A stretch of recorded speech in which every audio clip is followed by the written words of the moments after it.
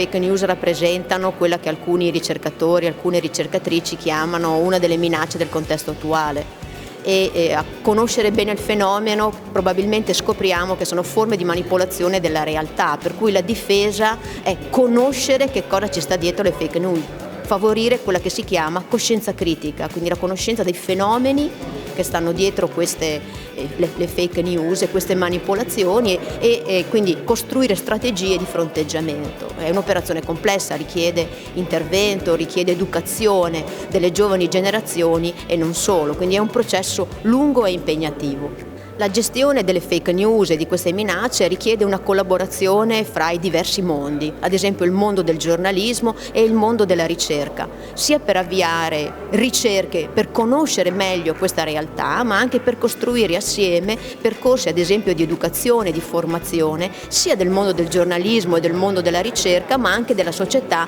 nei confronti della quale rivolgiamo le nostre attenzioni. Per questo abbiamo bisogno delle diverse discipline che collaborino, sia quelle dell'informazione, sia le altre che troviamo nel mondo della ricerca, la psicologia, la sociologia, l'informatica e così via. Più collaborazione c'è, una visione interdisciplinare, transdisciplinare, più noi possiamo avvicinarci alla realtà e alla verità e trovare anche modi per diffondere questo nella popolazione.